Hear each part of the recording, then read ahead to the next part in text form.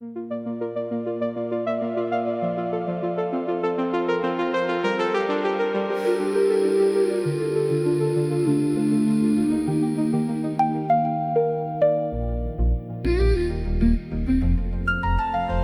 the universe came to life, something existed, something so beautiful that she inspired the gods to create the universe so they could try to see her beauty in material form.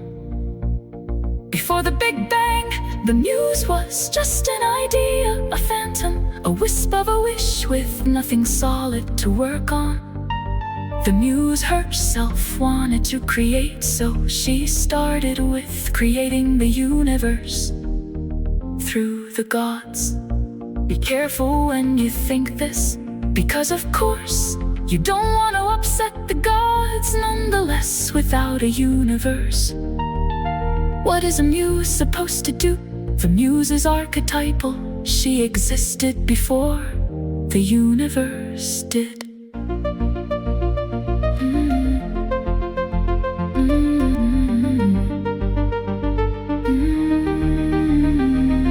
Human beings are designed to directly interact with the archetypal domains of the universe. However, specific learnings and experiential initiations are required for a human being to be grown up enough, alert enough, attentive enough, present enough, and aware enough to accurately perceive and deftly navigate archetypal interactions with the universe at large and with the muse in particular.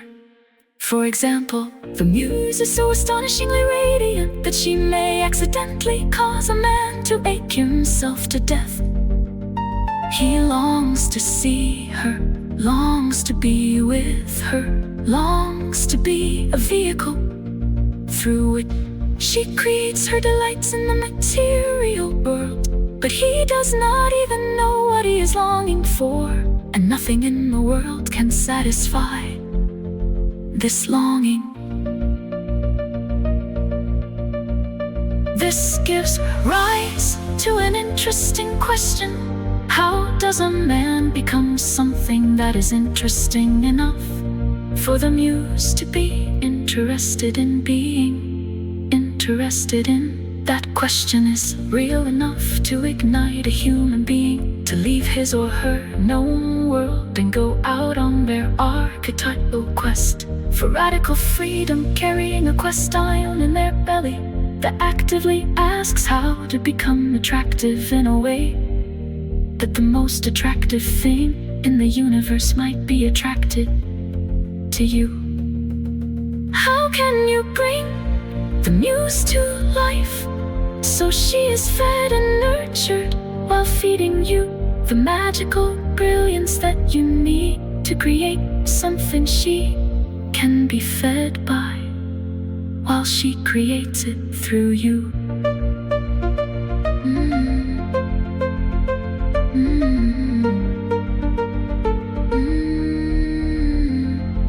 This is the mystery. How can you have the good fortune to be able to be elegant and aware enough for the muse to lie near you, completely relaxed on her velvet couch, while you put your attention partly on what needs to be created, and you put the other part of your attention in amazement on her, the muse, as she amuses herself by flowing magical insights through you into what you are creating for her own amusement.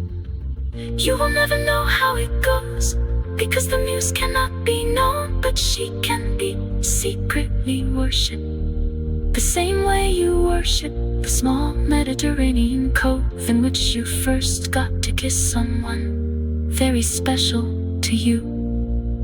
You don't talk with anyone about the muse. She is not yours to talk, but she is yours to love for the mere fact that she exists and that she may, from time to time, come around and visit you surreptitiously, without fanfare, to bring you the best stuff in the world, stuff that you could never have created yourself, even though you sign your name on the bottom As the author or the artist, you never forget that it is she, the muse, who created the masterpiece, because she is a living masterpiece of mysteriousness herself.